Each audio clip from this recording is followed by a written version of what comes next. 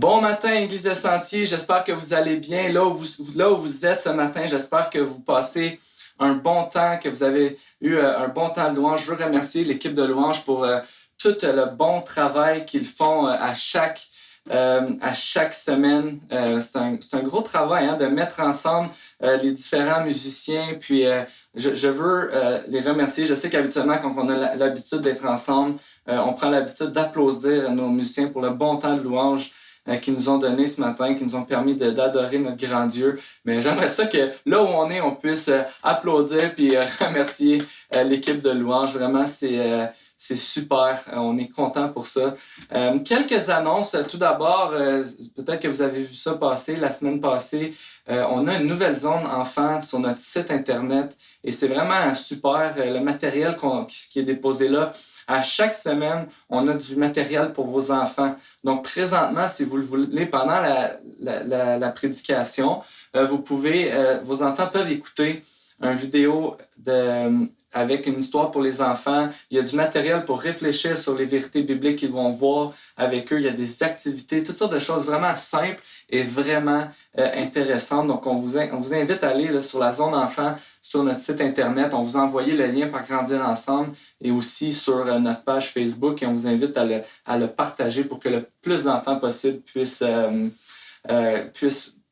en profiter. En fait, pour que le plus de familles possible puissent en profiter. Aussi, on vous rappelle, on veut vous remercier, Église de Sentier, pour votre générosité, parce que vous continuez à donner fidèlement à l'Église.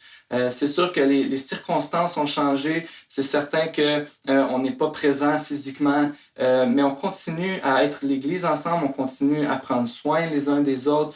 On continue à avoir toutes sortes de besoins à l'Église. Donc, on vous remercie pour votre générosité envers l'Église. Et autant que cela est possible pour vous, on vous encourage à continuer de donner généreusement pour l'avancement de l'œuvre du Seigneur ici à Gatineau et partout dans la francophonie. Donc, ce matin, on continue notre série Jésus meilleur que tout. Et quel privilège de pouvoir s'arrêter sur ce thème, n'est-ce pas? Jésus meilleur que tout. Et peut-être que pour toi, tu es un chrétien depuis longtemps et tu connais Jésus, tu as fait profession de foi, donc tu as mis ta confiance en Jésus. Et tu te dis, Jésus meilleur que tout, c'est l'évidence de la foi chrétienne. Est-ce que j'ai besoin de ça? C'est peut-être la première chose que j'ai su quand je suis devenu chrétien, en termes d'information, que Jésus était meilleur que tout, puis c'est pour ça que je lui ai donné ma confiance. Et honnêtement, c'est vraiment une bénédiction de pouvoir dire cela ce matin, que Jésus est notre sauveur, qu'on est son enfant. Mais c'est vraiment intéressant parce que autant, comment on pourrait dire ça, autant que cette information pourrait être une des premières informations qu'on reçoit quand on devient un enfant de Dieu, autant que cette information-là, on en a besoin pour toute notre vie. Et c'est ce qu'on veut voir dans cette série-là. Peut-être que tu as des doutes. Peut-être que tu as des craintes. Peut-être que tu as toutes sortes de questionnements par rapport à Jésus. Peut-être qu'en ce moment, tu souffres beaucoup et tu te poses des questions par rapport à ta foi. Eh bien, ce qu'on veut voir ensemble, c'est que dans toutes ces circonstances-là, Jésus est meilleur que tout. Sache que cette lettre a été écrite pour rassurer des gens, pour rassurer des chrétiens que Jésus est effectivement toujours pertinent et toujours le meilleur, même dans les circonstances difficiles. Alors que les chrétiens de l'époque pouvaient vivre de la persécution, pouvaient vivre toutes sortes de difficultés à cause de leur foi, eh bien, l'auteur amène cette lettre et leur dit « Oui, Jésus est meilleur que tout ». Alors que des gens qui n'étaient pas encore des chrétiens regardaient les chrétiens et se posaient des questions par rapport à la foi. Ils se disaient, est-ce que ça vaut vraiment la peine de suivre ce Jésus? L'auteur aux Hébreux va dire, oui, Jésus est meilleur que tout. Alors, quelle bénédiction de pouvoir regarder ça ensemble ce matin. Et dernièrement, j'étais dans l'auto, et probablement que si j'étais dans l'auto, c'était simplement pour aller chercher de la nourriture, parce que pour quelle autre raison est-ce qu'on sort ces jours-ci? Même que je me suis donné le défi de ne pas mettre d'essence dans la voiture au mois d'avril. C'est pas vraiment un défi difficile à relever. Le mois est quasiment fini, puis je pense qu'on vient de dépasser la moitié de l'essence. Donc, disons qu'on ne prend pas beaucoup la voiture. Mais j'étais dans la voiture il y a quelques semaines et puis j'écoutais la radio. Et à ce moment-là, il y avait des gars qui parlaient ensemble évidemment de la COVID-19, du coronavirus. Et puis, ils parlaient des projections. Combien de temps que ça peut durer? Combien de morts qu'il pourrait avoir au Canada? Ils parlaient de l'Ontario, du Québec. Combien d'hospitalisations? Ils parlaient des différentes vagues qu'il pourrait avoir. Et puis là, moi, j'écoutais ça, puis j'étais comme, OK, ouais, c'est vraiment stressant, non? Puis là, je me disais, puis on a de l'information depuis le début, et puis depuis le début, c'est assez clair que ça peut durer un certain temps, qu'on veut aider le système de santé en essayant de ralentir la contamination. Puis on comprenait tout ça, puis on prend notre part là-dedans. Et puis là, mais par exemple, là, j'écoutais la radio, et puis là, j'étais vraiment comme, OK, là, c'est vraiment sérieux, puis j'ai commencé à angoisser dans mon auto. Je commençais à avoir peur, j'étais même attristé de voir, OK, là, notre vie était vraiment en train de changer. Puis dans ma tête, il y a toutes sortes de choses, peut-être rationnelles ou pas rationnelles, en tout cas, que je trouvais à ce moment-là, qui se disaient comme, OK, comme combien de temps ça peut durer, cette affaire-là? Quel mal pourrait-il nous arriver? Puis je me suis mis un petit peu à angoisser, à être triste de la situation, puis à réaliser que, ça va vraiment mal. Ou ça pourrait aller vraiment mal. Et c'est drôle, à ce moment-là, le message « ça va bien aller » me faisait pas... à ce moment-là, ce message-là me faisait pas du bien. Et j'irais même jusqu'à vous dire qu'à ce moment-là, honnêtement, c'est comme si j'avais pas d'espoir. Je réfléchissais et je vivais ça comme un gars qui avait aucun espoir. Et c'est vraiment spécial parce qu'on va voir aujourd'hui que c'est pas vrai.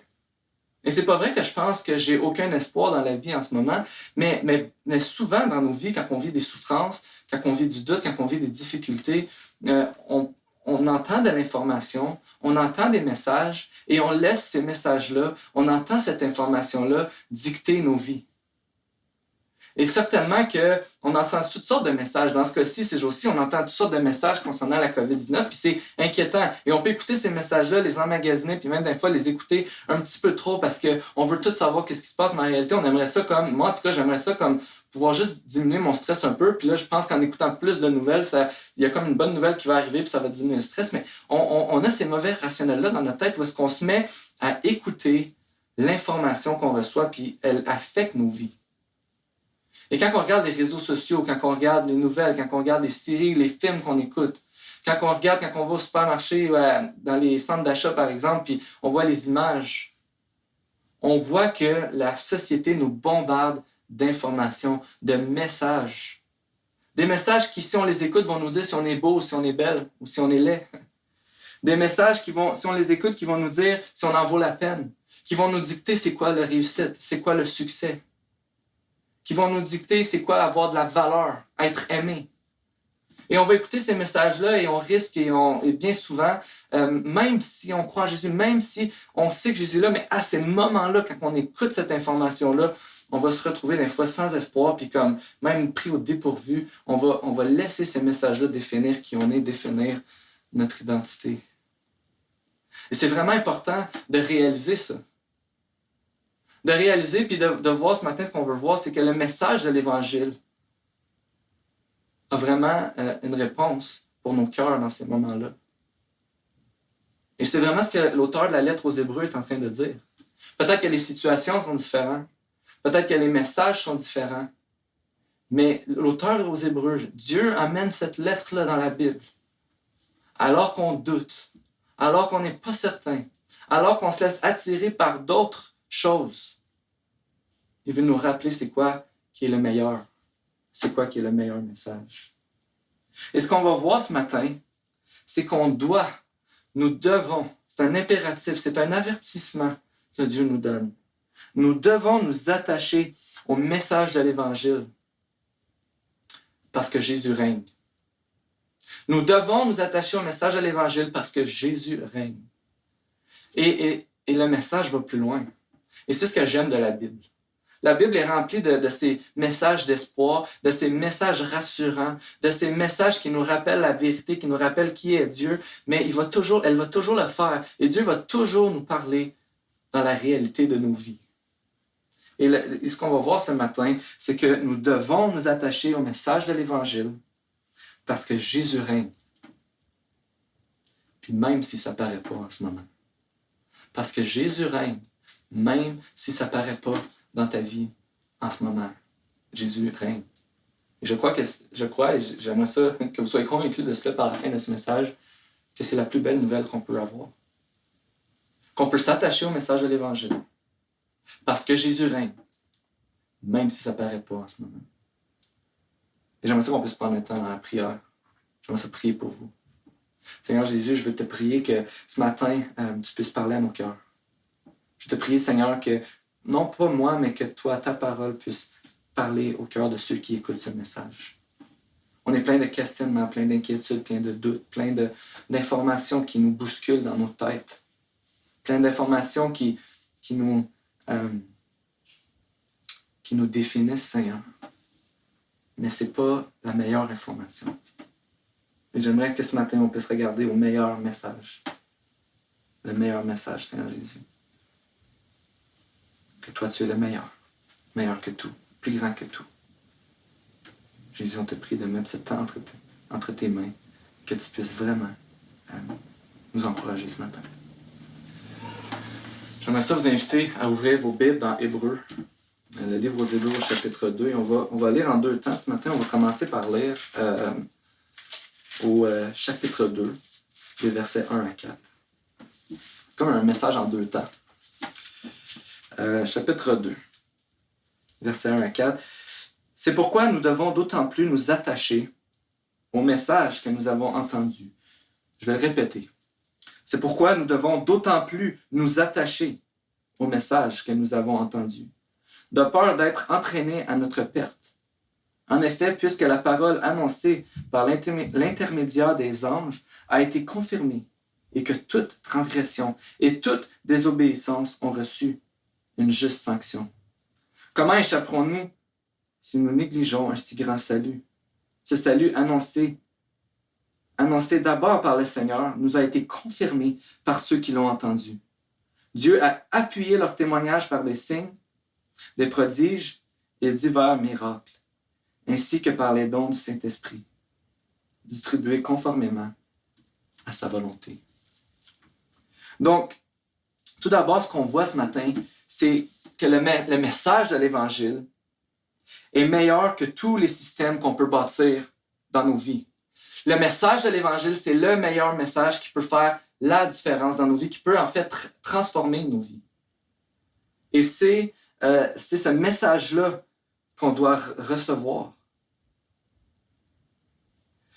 Jésus est le meilleur, c'est le thème de la lettre aux Hébreux. Puis en faisant cet argument que Jésus est meilleur que tout, on va voir que Jésus est meilleur que les anges. C'est ce qu'on a vu, c'est ce que le chapitre 1 et le chapitre 2 nous dit. Jésus est meilleur que les anges. Jésus, c'est le meilleur humain. On va voir ça ce matin. Donc, le meilleur médiateur.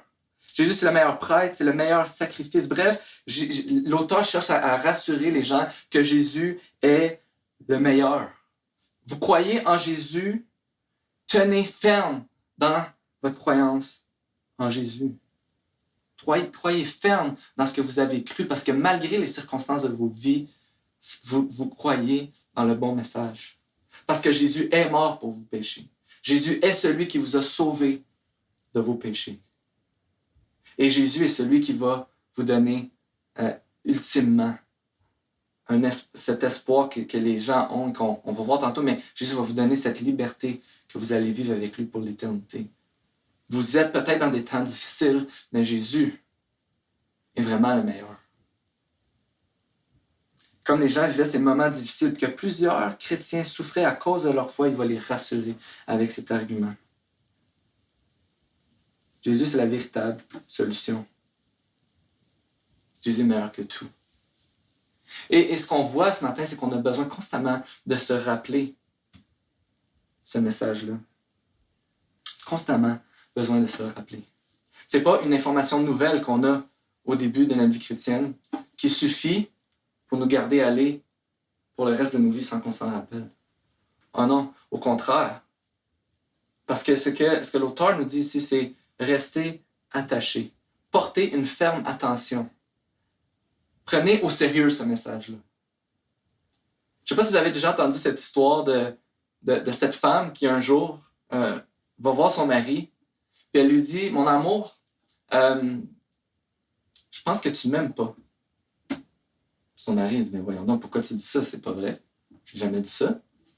Je pense que tu m'aimes pas parce que tu me dis jamais que tu m'aimes. Tu m'as jamais dit que tu m'aimes. Et là, le mari dit, oh non, attends, mon amour, il dit, j'aimerais te reprendre ici. C'est pas vrai. Je t'ai déjà dit que je t'aimais. Le jour qu'on s'est mariés, je t'ai fait mes vœux. Je t'ai promis que j'allais toujours t'aimer dans la maladie comme dans les bons jours, que j'allais être fidèle, que j'allais toujours prendre soin de toi. Puis je t'ai dit à ce moment-là que je t'aimais. Ça n'a jamais changé. Alors, j'ai pas cru bon de te le rappeler ou de te le dire. Et juste de dire cette histoire-là, on part tous à rire ou à dire « Ah oui, ça fait plein de fois que je l'entends », mais elle est drôle cette histoire-là parce que des fois, c'est comme, on pense « Ah ben, tu m'as dit quelque chose, j'ai pas besoin ». L'information qu'on a dans la Bible ne sert pas juste à nous donner plus de connaissances ou plus à savoir plus de choses, mais elle sert souvent à nous rappeler ce à quoi on croit pour pouvoir obéir à Dieu et à la parole et rester fidèle à Dieu. Et c'est exactement ce que l'auteur est en train de dire ici. Tenez ferme, rappelez-vous, attachez-vous à ce message-là. Que vous avez cru, aujourd'hui qui vous fait douter, vous vous posez des questions, non, attachez-vous à ce message-là.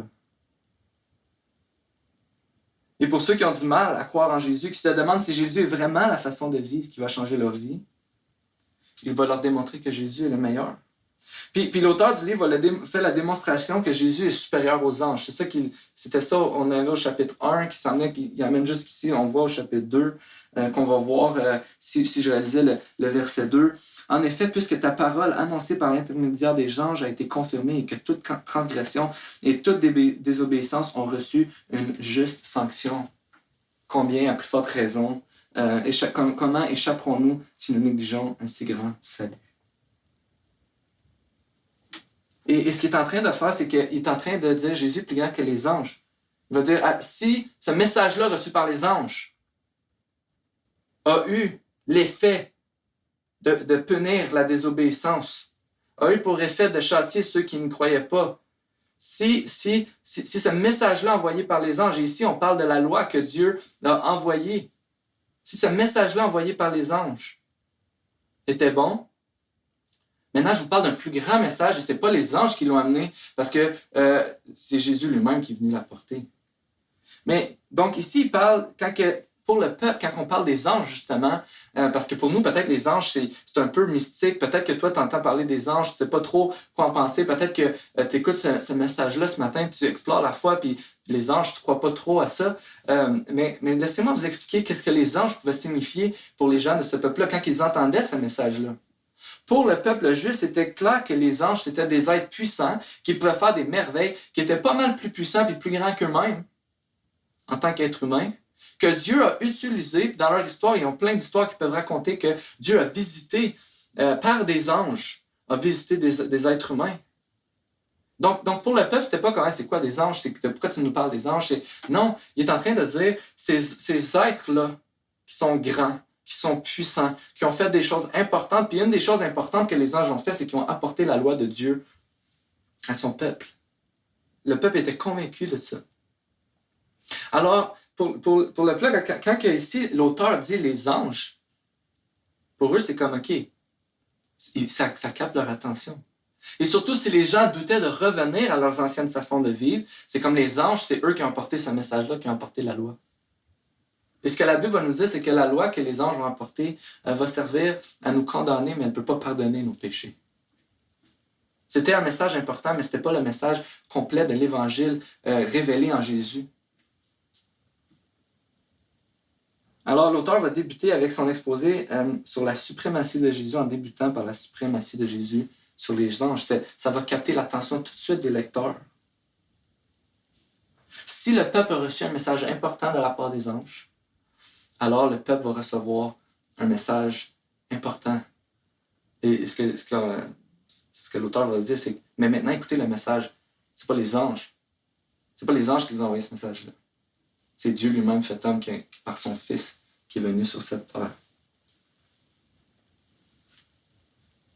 C'est tellement important qu'on a cet avertissement-là. Attachez-vous fortement au message que vous avez reçu. Portez une grande attention à ce message, de peur d'être entraîné à la dérive. Et ici, on peut lire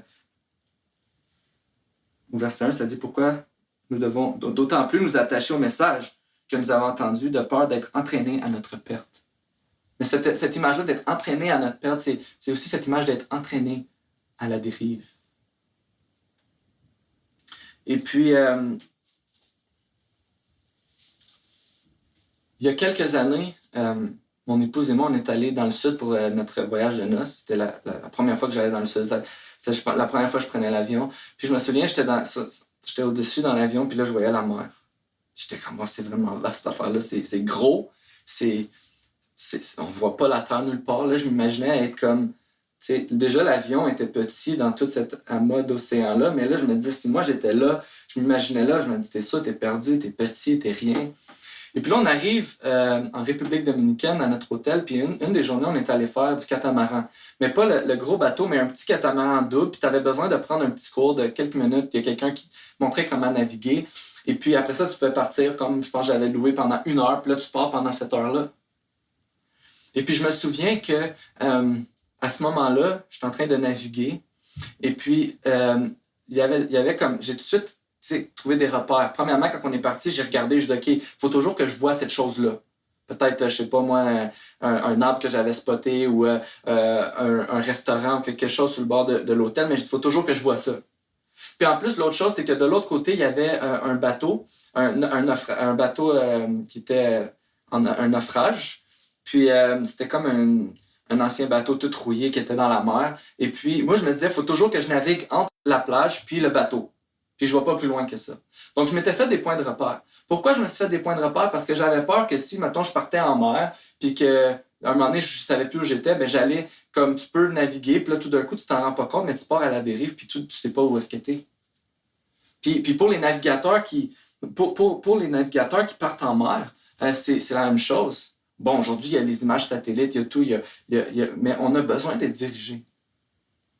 Et à l'époque, quand on naviguait avec des outils manuels, puis il fallait souvent regarder si on allait toujours dans la bonne direction, parce que si on était à la dérive juste un tout petit peu, on pouvait partir tranquillement, et puis après quelques heures, être perdu complètement, puis avoir perdu la destination où est-ce qu'on s'en allait.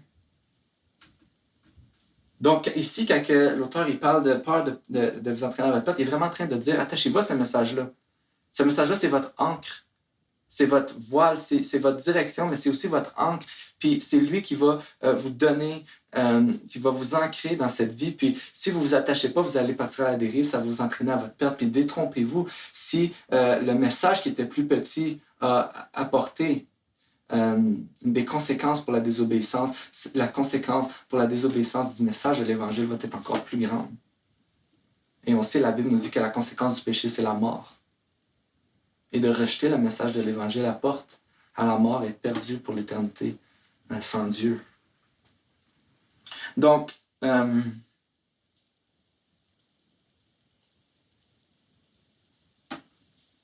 voici l'avertissement. Restons attachés à l'Évangile. Nos circonstances de la vie peuvent nous apporter à douter, à remettre en question. Puis le doute, c'est vraiment fort. Parfois, on se met à se poser des questions, à douter. On remet peut-être même des fois en question nos croyances. J'ai vu cette histoire de cet homme qui croit fortement en Dieu. Il aimait Dieu, il parlait de Dieu aux gens, il avait la joie de Dieu en lui. Il voulait toujours encourager les gens, consoler les gens avec la parole. Si les gens vivaient quelque chose de difficile, il va les encourager avec la parole. Et à un moment donné, cet homme-là vit une tragédie. Sa femme est impliquée dans un accident d'auto et est entre la vie et la mort. Et la première réaction qu'on voit dans ce moment-là d'un homme qui est ancré dans la parole de Dieu, qui est ancré dans sa foi en Dieu, il va poser la question, mais à quoi sert ma foi? Puis il va crier à Dieu de cette manière-là, puis il se met à douter. Et c'est pour ça qu'on a constamment besoin de se rappeler avec l'Évangile, avec la parole de Dieu, laisser Dieu parler à nos cœurs, puis prendre soin de nous. On n'aime pas souffrir, on n'aime pas douter. J'aimerais vous dire que, comme l'autre fois dans l'auto, quand je me suis mis à me poser des questions, souvent quand la souffrance arrive, quand on entend des messages qui sont difficiles, qui sont stressants, qui apportent de l'angoisse, de l'anxiété, ben c'est parce qu'à ce moment-là, on laisse le doute rentrer en nous. À ce moment-là, on oublie l'espoir qu'on a. Puis c'est pas pour nous culpabiliser que je dis ça, c'est pour nous dire qu'on est comme ça, on est normal, on est des êtres humains, puis c'est pour ça qu'on a constamment besoin de nous rappeler le message de l'Évangile que Jésus nous a donné. Jésus est mort pour nous. Jésus nous a donné la vie. Jésus nous a transformés. Jésus nous a donné un espoir qui est plus grand que la circonstance actuelle. Et c'est de Jésus qu'on a besoin dans les moments de doute, dans les moments de souffrance. Et c'est pour cette raison qu'on doit s'attacher constamment au message. Regardons qu'est-ce que Deutéronome 6, les versets 4 à 9 nous disent. « Écoute Israël, l'Éternel notre Dieu est le seul Éternel. Tu aimeras l'Éternel ton Dieu de tout ton cœur, de toute ton âme, de toute ta force. Les commandements que je te donne aujourd'hui seront dans ton cœur. Tu les répéteras à tes enfants, tu en parleras quand tu seras chez toi, quand tu seras en voyage, quand tu te coucheras et quand tu te lèveras. Tu les attacheras à tes mains, comme un signe, et ils seront comme une marque entre tes yeux. Tu les écriras sur les montants de la porte de ta maison et sur la porte de tes villes. » Voici l'encouragement pour le peuple d'Israël.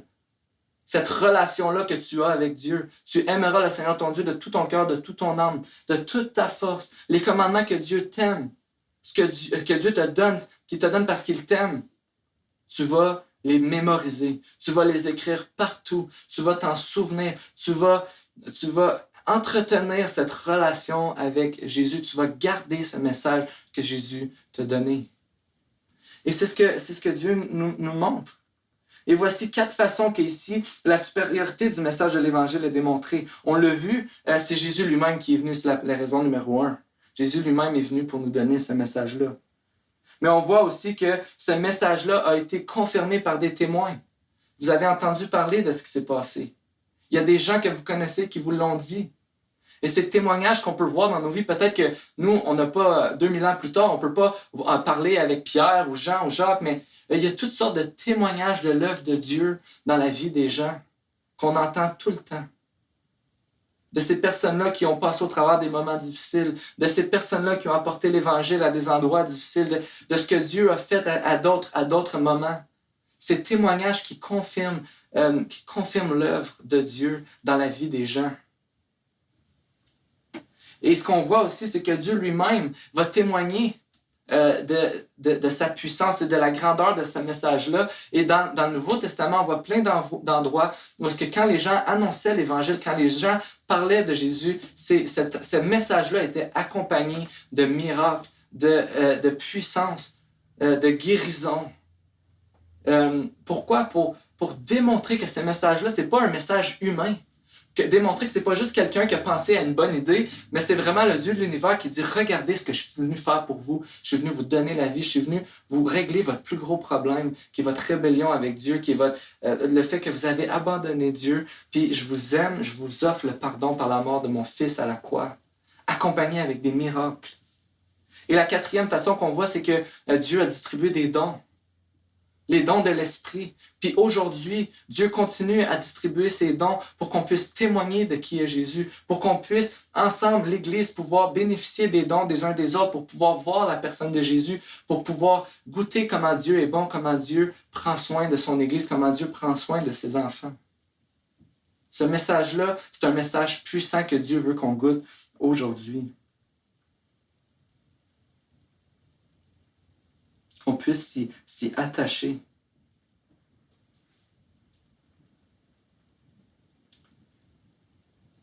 On n'est pas juif et pour nous, peut-être que c'est pas notre tentation, c'est pas de retourner à la loi ou de se demander si le message des anges est meilleur que le message de Jésus. Mais comme l'argument est fait que Jésus est meilleur que tout, et c'est ce que l'auteur veut faire ici, on peut parfois être tenté de croire à d'autres messages qu'on entend. Et j'en ai nommé 3 que je veux vous partager vite, mais ce premier message qui est l'optimisme. Ça va bien aller. On entend ça en ce moment. Ça va bien aller. Et je suis comme sais, on voit ce mouvement de personnes qui ont fait des arcs-en-ciel, qui ont écrit sur les fenêtres « ça va bien aller ». On a fait ça, nous aussi, en famille. Parce que c'est notre désir que ça aille mieux. C'est ce désir qu'on a que ça aille mieux. Mais quand que je parle de l'optimiste qui se dit « ça va bien aller tout le temps », l'optimiste ne peut pas se permettre de voir de croire que ça peut mal aller. Parce que l'optimiste va juste croire que ça va bien aller. Mais il n'y a pas de réponse quand ça commence à mal aller. Et je pense que quand j'étais dans la voiture cette journée-là et que j'entendais tous ces messages-là, j'agissais comme un optimiste qui essayait de se faire à croire que ça allait bien aller, mais que là, j'étais devant l'évidence que ça ne va pas nécessairement bien aller. Et je me suis mis à capoter, à paniquer, parce que mon optimisme ne me donnait plus de réponse à mes questions. L'humanisme, je peux y arriver moi-même. J'ai la force intérieure pour y arriver. Je suis capable. Je peux le faire. On entend ça et ça, c'est vraiment le message qui nous est bombardé dans la société qui nous dit que nous sommes capables d'y arriver. Jusqu'à temps qu'on vive des échecs. Jusqu'à temps qu'on n'arrive pas à atteindre nos objectifs. Jusqu'à temps que tout va bien à l'intérieur de nous-mêmes par nos propres forces et que là, une force qu'on ne peut pas contrôler, genre un virus, une pandémie mondiale vient puis nous force à arrêter de travailler, à perdre beaucoup d'argent, à perdre peut-être les objectifs qu'on s'était fixés, puis on se rend compte que là, il y a plus grand que nous, puis on ne contrôle pas toutes les choses, puis là, on n'a pas de réponse à ça. Et le troisième, c'est l'individualisme. Je peux y arriver par moi-même aux dépens des autres.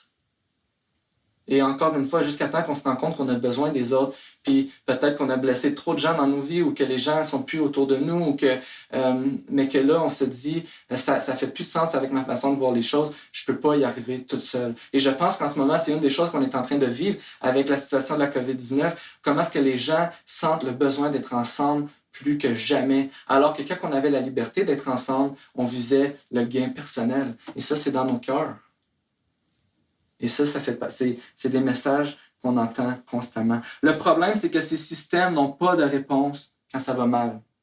Ils nous offrent aucun espoir et surtout, ils n'ont pas la capacité de nous délivrer de notre plus grand problème qui est le péché. Ces systèmes-là n'ont pas la capacité de nous délivrer de notre plus grand problème qui est le péché. Alors c'est pour ça qu'on est appelé à rester accrochés. Attachons-nous, ancrons-nous au message de l'Évangile. Parce que Jésus vous dit que quand ça ne va pas bien, c'est ce qu'on va voir, mais il a fait ce qu'il avait à faire pour qu'un jour ça va toujours bien aller. Jésus dit non, tu n'es pas capable par toi-même. Mais moi, j'ai fait le travail pour toi. Jésus va dire oui, tu as besoin des autres, et moi, je vais te donner une église, une communauté que je me suis fait moi-même, qu'on appelle ma famille. Jésus va répondre à ces messages-là, comment est-ce que lui, il est plus grand que ces messages-là. Ce message apporté par Dieu. Et j'aimerais ça lire avec vous les versets 5 à 9. En effet, ce n'est pas à l'autorité d'ange que Dieu a soumis le monde à venir dont nous parlons. Quelqu'un a d'ailleurs rendu quelque part ce témoignage. Qu'est-ce que l'homme pour que tu te souviennes de lui, ou le Fils de l'homme que tu prennes soin de lui? Tu l'as abaissé pour un peu de temps au-dessous des anges. Tu l'as couronné de gloire et d'honneur, et tu lui as donné la domination sur ce que tes mains ont fait. Tu as tout mis sous ses pieds. En effet, en lui soumettant toutes choses, Dieu n'a rien laissé qui échappe à son autorité. Écoutez, maintenant pourtant, nous ne voyons pas encore que tout lui soit soumis. Toutefois, celui qui a été abaissé pour un peu de temps au-dessous des anges, Jésus, nous le voyons couronné de gloire et d'honneur à cause de la mort qu'il a soufferte. Ainsi, par la grâce de Dieu, il a connu la mort pour tous les êtres humains. Et voici l'espoir que Dieu nous donne. Jésus est venu faire ce que nous ne pouvions pas faire. C'est ça qu'il est en train de dire ici. On voit dans ce passage une citation du psaume 8, un psaume fantastique qui parle, qui pointe vers Jésus et qu'on sait, entre autres grâce à Hébreu, que ce psaume nous pointe vers Jésus. Mais une des choses que le psalmiste va faire, c'est que quand il considère l'homme, l'être humain, il comprend, quand il regarde toute la création, il est émerveillé de la valeur de l'être humain. Je regarde toute la beauté de la création, Seigneur, puis je remarque à quel point on est précieux. Je remarque à quel point tu as fait l'homme juste un petit peu inférieur à Dieu. On voit que Dieu nous a créés à son image. Dieu a créé l'homme et la femme, les êtres humains, de façon avoir le plus de valeur dans toute sa création?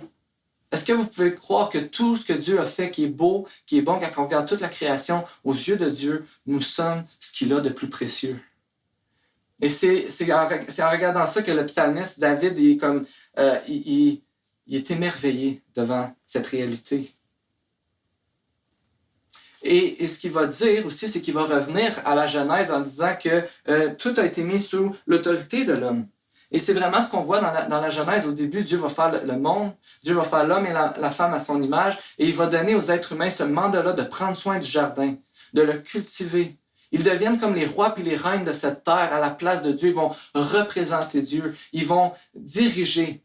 Et s'ils dirigent en obéissant à Dieu, s'ils dirigent en faisant la volonté de Dieu, tout va bien aller, ils vont être heureux pour toujours et la terre va continuer de prospérer, puis il n'y aura jamais de mal sur la terre. Mais si on se parle de ça aujourd'hui, c'est parce qu'on sait aussi que Adam et Ève, les premiers êtres humains, ont désobéi à Dieu. Ils se sont détournés de Dieu, ils ont dit non à Dieu.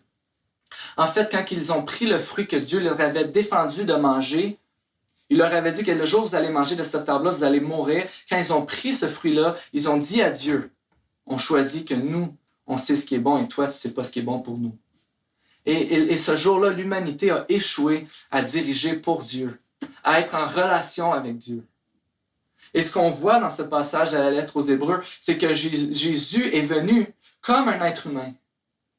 Et c'est le psaume 8 qui est relu ici pour dire, il est venu, il s'est fait inférieur aux anges, il est venu sur cette terre pour un peu de temps, il a souffert, et Dieu lui a donné les dominations, il a donné toute autorité sur toute chose. Et ce qu'on sait, c'est que nous avons brisé la relation avec Dieu, donc nous ne pouvons pas avoir une relation avec Dieu. Par nos propres forces, on ne peut pas être en relation avec Dieu parce qu'on a brisé cette relation-là, parce qu'on a refusé de diriger en harmonie avec Dieu. Mais Dieu, par amour pour nous, va dire, je vais vous envoyer mon Fils, qui va se faire homme, qui va s'identifier à vous, qui va faire partie de l'humanité. Et Jésus était 100% homme, il a vécu comme un homme, il a souffert comme un homme, il a vécu ce que les hommes, les êtres humains vivent, il a goûté à cette humanité, mais Jésus n'a jamais désobéi à son Père. Jésus a vécu une vie parfaite sur la terre, qui l'a amené jusqu'à la mort sur la croix. Et il s'est humilié pour un peu de temps, il s'est abaissé, il a souffert, et Dieu l'a élevé et lui a donné l'autorité sur toute chose. Et grâce à l'œuvre de Jésus, à la croix, grâce à la vie que Jésus a menée sur cette terre, nous pouvons à nouveau bénéficier d'une relation avec Dieu, qu'on devait bénéficier pour l'éternité dans le jardin d'Éden, qu'on a perdu, et que c'est pour ça que ça va si mal aujourd'hui. Mais Dieu est venu sur cette terre, fait homme. Il a pris notre place, et il va régner pour toujours. Et c'est cette vérité-là, c'est cet espoir-là.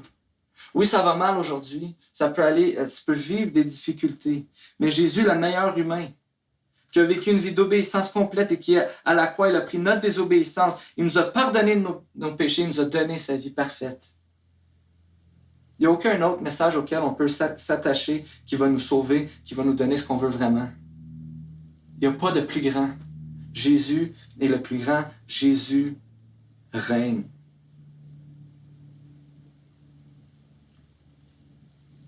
On peut déclarer que Jésus règne, même si ça ne paraît pas aujourd'hui. Jésus nous donne cet espoir-là. Cet espoir qui nous permet de dire « ça va bien aller ». Parce qu'on sait que le meilleur est à venir. Et cet espoir-là nous donne aujourd'hui une paix. Cet espoir-là peut te donner aujourd'hui une assurance dans tes doutes. Cet espoir-là peut te donner une joie que tu ne comprends pas. Cet espoir-là me permet, moi, de fermer la radio et de dire « Seigneur, je te demande pardon parce qu'à l'instant même, j'ai manqué de foi en toi. J'ai été inquiet parce que je n'ai pas regardé, je ne me suis pas rappelé ce que tu avais fait pour moi. Mais merci Jésus, parce que dans ta grâce, tu es mort pour ça. Et ta vie complète d'obéissance me permet de revenir à toi et te dire, Seigneur Jésus, tu es au contrôle. Apprends-moi à vivre au jour le jour. Malgré qu'on continue de lutter avec le péché dans nos vies, malgré qu'on continue à lutter avec la souffrance, peut-être avec des dépendances, Jésus, cet espoir-là qui veut te rappeler, Attache-toi à moi. Attache-toi à mon message parce que moi, je règne. Ça paraîtrait peut-être pas toujours aujourd'hui, mais un jour, je vais régner pour l'éternité, puis il n'y en aura plus jamais de ça. Il n'y en aura plus jamais. Pour les amateurs de Avengers, des films de super-héros, vous connaissez le film Captain America Civil War. Et dans ce film-là, ce qui est intéressant, c'est que la bataille, entre autres, va se passer entre les Avengers, entre les gentils. En passant, quand tu regardes ça avec ton enfant, essaie d'expliquer pourquoi que les gentils se chicanent. Puis souvent, dans les films, c'est difficile d'expliquer qui est vraiment le méchant et qui est vraiment le gentil. Mais là, c'était vraiment impossible. Mais bref, l'histoire, la promotion qui s'est faite autour du film, quand que le film a parti, quand ils ont voulu comme lancer le film, c'était t'es dans quelle équipe? Est-ce que tu vas dans l'équipe de Captain America puis toutes les autres qui vont se battre avec lui? Ou est-ce que tu es dans le film de Iron Man puis toutes les autres qui vont se battre avec lui? Puis bon, OK, on a peut-être déjà des préférences d'emblée, mais une des questions, c'était, c'est qui va gagner? C'est qui va se tenir debout à la fin?